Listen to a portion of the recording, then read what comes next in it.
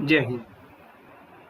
मेरा नाम assistant professor Jitendra Kumar, government college for women, Vadra, district Chhattisgarh. आज का हमारा टॉपिक है दबाव समूह यानी प्रेशर ग्रुप।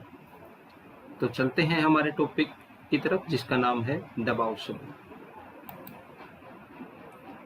हित एवं दबाव समूह। यद्यपि पश्चिमी देशों की तुलना में भारत में अभी तक भी दबाव समूह निष्क्रिय नहीं हो पाए हैं। यहाँ इनकी संख्या भी कम है और यह अधिक प्रभावशाली भी नहीं है, किंतु धीरे धीरे यह अपने संगठन को सुदृढ़ बनाते जा रहे हैं और भारतीय राजनीति को प्रभावित करने का प्रयत्न कर रहे हैं। यदि हम इनके इतिहास पर दृष्टि डालें तो हमें पता चलता है कि इनका जन्म स्वतंत्रता प्राप्ति से पहले ही होना आरंभ हो गया था। दिसंबर 1885 में भारतीय राष्ट्रीय कांग्रेस का जन्म एक प्रकार से दबाव समूह के रूप में ही हुआ था, क्योंकि इसका उद्देश्य ब्रिटिश सरकार के सामने भारतीयों के हितों को प्रस्तुत करना था। परंतु आगे चलकर जब कांग्रेस ने पार्टी का रूप धारण कर लिया तो भारत में अनेक दबाव समूह अस्तित्व में आए। इसी समय कई मजदूर वर्ग सिख संगठनों का उदय हुआ। स्वतंत्रता प्राप्ति के बाद तो भारत में विभिन्न प्रकार के सैकड़ों दबाव समूह अस्तित्व में आ चुके हैं, जो भारतीय राजनीति को प्रभावित कर रहे हैं। भारतीय दबाव गुटों के प्रकार। भारत में अनेक प्रकार के दबाव गुट पाए जाते हैं। इन सभी का उल्लेख करना संभव नहीं है, इसलिए हम उनका उल्लेख निम्न वर्गों के अंतर्गत कर सकते हैं। नंबर 1, विशेष दबाव समूह। भारत में इस प्रकार के दबाव समूह का उदय एम्पीसिम के आधार पर ही हुआ है। यहाँ इस श्रेणी के दबाव समूह की संख्या में बड़ी तेजी से वृद्धि हो रही है। इस प्रकार के दबाव समूह पर बुद्धिजीवी वर्ग का नियंत्रण है तथा इनका झुकाव राजनीति की ओर है। इनमें से बहुत से समूह किसी न किसी राजनीतिक दल से संबंधित हैं। इनमें मजदूर संघ, छात्र संघ, कृषक संघ आदि सम्मिलित हैं। इनका संक्षिप्त विवरण इस प्रकार है। श्रमिक संघ। भारत में श्रमिक संघों का गठन राजनीतिक दल के नेताओं के द्वारा किया गया। इसका परिणाम यह हुआ कि यह किसी न किसी राजनीतिक दल से संबंध हो गए। भारत में all India trade union Congress का जन्म 1920 में हुआ था। इसके निर्माण में कांग्रेस के नेताओं का प्रमुख हाथ रहा था। समाजवादी दल के कार्यकर्ताओं ने ट्रेड यूनियनों में परिश्रम के साथ कार्य किया और 1929 में all India trade union Congress पर अपना अधिकार कर लिया। आगे चलकर श्रमिक संघ आंदोलन राजनीतिक आधार पर बट गया। 1982-83 में केंद्र तथा राज्यों में रजिस्टर्ड ट्रेड यूनियनों की संख्या क्रमशः 425 एवं 11,234 हो गई। इनमें सर्वाधिक सदस्य संख्या Indian national trade union Congress की थी। इस समय देश में श्रमिकों के नियम निम्नलिखित 6 अखिल भारतीय संगठन हैं। Number 1, Indian national trade union Congress. Number 2, all India trade union Congress. Number 3, Hindu मजदूर सभा। Number 4, centre of Indian trade union. Number 5, all India United trade union centre. और नंबर 6, भारतीय मजदूर संघ। कृषक संगठन। भारत कृषि प्रधान देश है और देश की जनसंख्या का बड़ा भाग खेती करता है। फिर भी यहाँ कृषक संगठनों का जन्म काफी बाद में हुआ। आज भी देश में कृषक संगठन सक्रिय एवं अधिक शक्तिशाली नहीं है। 1936 में कांग्रेस के नेताओं ने अखिल भारतीय किसान सभा की स्थापना की, किंतु शीघ्र ही इस पर साम्यवादियों का आधिपत्य हो गया।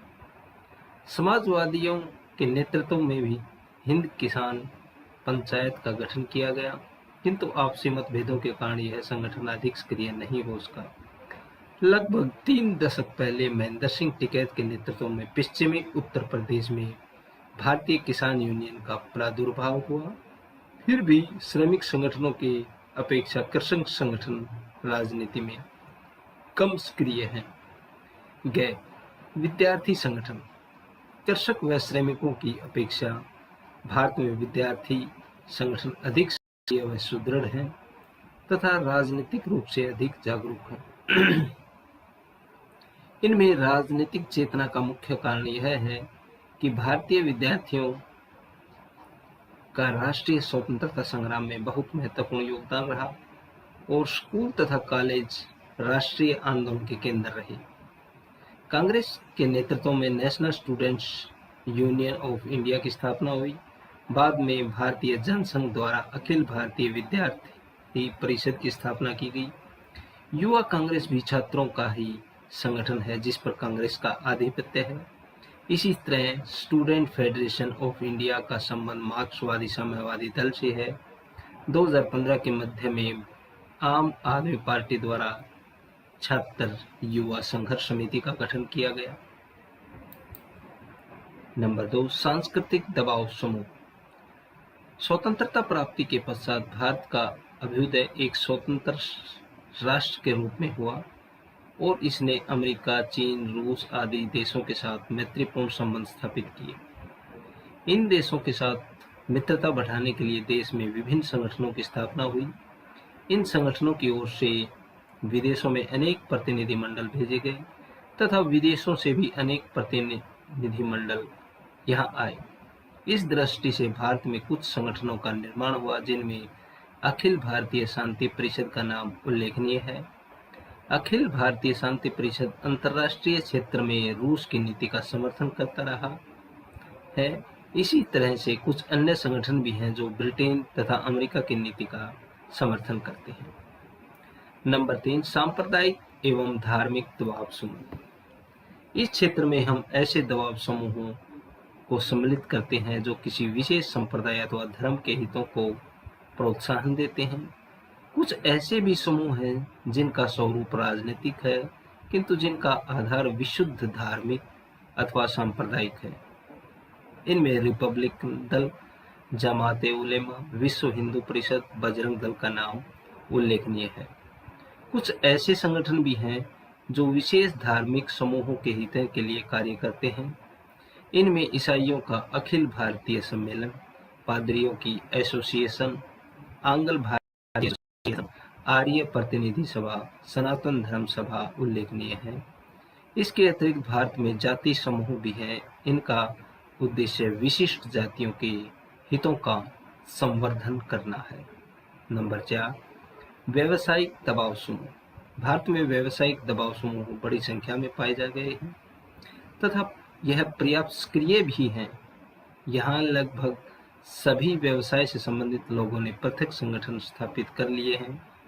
वकीलों, डॉक्टरों, शिक्षकों, सरकारी कर्मचारियों आदि सभी के अपने अपने संगठन हैं।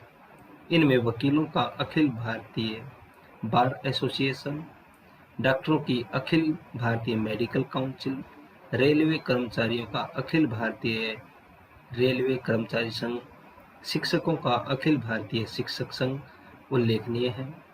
व्यावसायिक संघ का एक दूसरा रूप औद्योगिक संगठनों के रूप में दिखाई पड़ता है। सभी प्रमुख उद्योगों ने अपने संघ स्थापित कर रखे हैं तथा यह संघ federation of Indian chambers of commerce and industry से संबंधित है। इसी प्रकार उत्पादकों ने भी अनेक हित समूह बना लिए हैं जो उनके हितों में अभिव्यक्ति करने का कार्य करते हैं। दबाव समूह का भविष्य। भारत में दबाव समूह का विकास उनकी कार्यशैली तथा उनकी सक्रियता को देखते हुए यह भी कहा जा सकता है कि पश्चिमी देशों की तुलना में भारत में दबाव समूह न तो अधिक सक्रिय है और न ही इनकी महत्वपूर्ण भूमिका। इसका मुख्य कारण दबाव समूह के स्वतंत्र अस्तित्व का न होना। अधिकतर दबाव समूह किसी न किसी राजनीतिक दल से संबंधित अथवा उससे प्रभावित हैं। इस नाते ये राजनीतिक दलों के पिछलग्गू बनकर रह गए हैं। दबाव समूह के साधन। नंबर 1, प्रचार। दबाव समूह जनमत को अपने पक्ष में करने के लिए प्रचार करते हैं।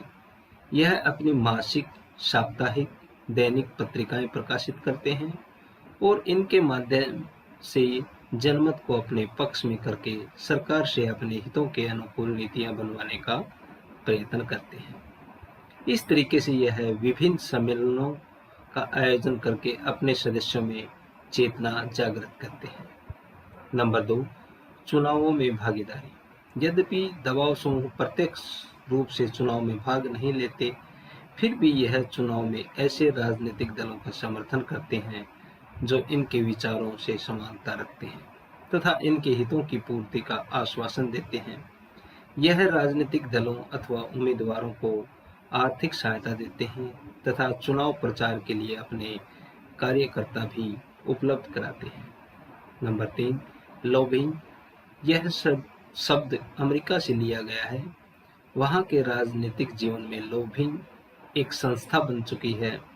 दबाव समूह द्वारा विधानमंडल के सदस्यों को किसी विधेयक के पक्ष अथवा विपक्ष में मत देने के लिए राजी करने के लिए जो कार्य किया जाता है, उस कार्य को लॉबिंग के नाम से जाना जाता है। दबाव समूह अपने वैतनिक प्रतिनिधियों द्वारा लॉबिंग का कार्य करते हैं। यह लोग विधानमंडल के सदस्यों के साथ व्यक्तिगत संपर्क स्थापित करते हैं तथा उन्हें विभिन्न विधेयकों का समर्थन अथवा विरोध करने के लिए राजी करने का प्रयत्न करते हैं। यहाँ तक कि ये इन्हें घूस तक भी देते हैं।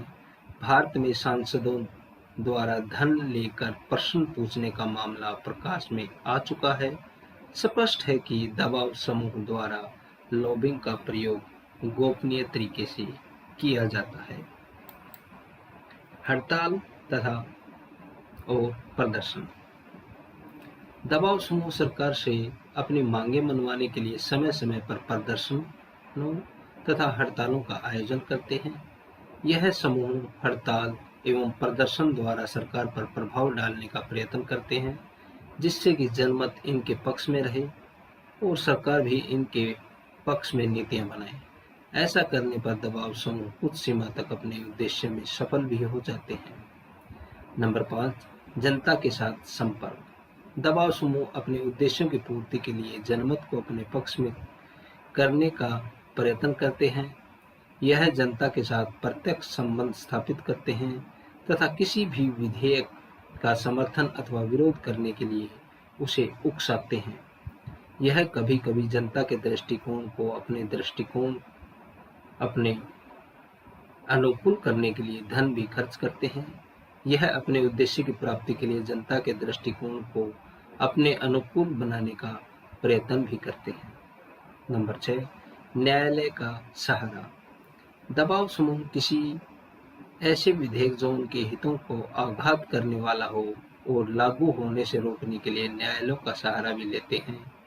जब उदाहरण के लिए जब 1969 में केंद्र सरकार ने कुछ निजी बैंकों का राष्ट्रीयकरण किया था, तो उन दबाव समूह ने उनके हितों पर इनका प्रतिकूल प्रभाव पड़ना था ने सरकार के इस कदम का विरोध किया था और सर्वोच्च न्यायालय में सरकार की इस निर्णय को चुनौती दी थी। दबाव समूह की भूमिका। भारत एक लोकतांत्रिक देश है। लोकतांत्रिक शासन प्रणाली दबाव समूह को फलने फूलने और उल्लेखनीय भूमिका अभिनीत करने के अवसर प्रदान करती है। भारत में दबाव समूह और राजनीतिक व्यवस्था में उल्लेखनीय भूमिका का निर्वाह करते हैं। यहाँ कुछ प्रमुख दबाव समूह की भूमिका का संक्षिप्त वर्णन प्रस्तुत है। श्रमिक संघ। श्रमिकों के संघ हैं जो सामुदायिक रूप से अपने हितों की रक्षा करते हैं। अगस्त 1947 से पहले भी अनेक श्रमिक संघ मौजूद थे। भारतीय राष्ट्रीय कांग्रेस के कई नेता श्रमिक संघों में सक्रिय रहे हैं। भारतीय राष्ट्रीय आंदोलन ने श्रमिकों को अपने हितों की पूर्ति के लिए संगठित होने के लिए प्रोत्साहित किया था। वर्तमान में श्रमिक संघों का संबंध अलग अलग राजनीतिक दलों से है।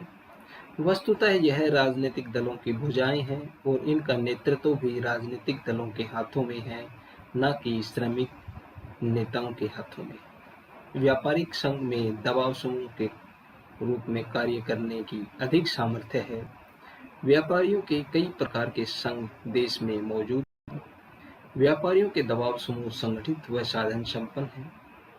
इनके द्वारा प्रयुक्त दबाव समूह की तकनीकों को देखते हुए इनकी तुलना पश्चिमी देशों में पाए जाने वाले दबाव समूहों से भी की जा सकती है। इनके अपने समाचार पत्र पत्रिकाएं हैं। यह अपने हितों का प्रचार करते हैं, राजनीतिक दलों को आर्थिक सहायता देते हैं, सरकार पर व्यापारिक दबाव समूह के प्रभाव का अनुमान डालमिया उद्योग समूह पर बोस जांच रिपोर्ट से लगाया जा सकता है। इस उदाहरण से स्पष्ट है कि भारत में व्यापारियों के दबाव समूह का सरकारी तंत्र पर कितना अधिक प्रभाव है। भारत में अनेक गांधीवादी संगठन भी सरकार की नीतियों को प्रभावित करने का कार्य करते हैं। उदाहरण के लिए सर्व सेवा संघ, सर्वोदय, भूदान, गांधी शांति प्रतिष्ठान आदि ऐसी ही समूह जिनका नेतृत्व विनोबा भावे, जयप्रकाश नारायण जैसे जानी मानी विभूतियां करती रही हैं। सांसद और मंत्रीगण इनको आदर की दृष्टि से देखते हैं और इनके सुझाव का सम्मान करते हैं। उल्लेखनीय है कि गांधीवादी समूह अपने हितों के लिए नहीं बल्कि जन कल्याण की भावना से कार्य करते हैं। अतः उपयुक्त विवरण से स्पष्ट है कि दबाव समूह भारतीय राजनीति में उल्लेखनीय भूमिका का निर्वाह करते हैं। इसके साथ ही आज का हमारा टॉपिक जो कि दबाव समूह था यहीं पर समाप्त होता है। धन्यवाद। Thank you. जय हिंद।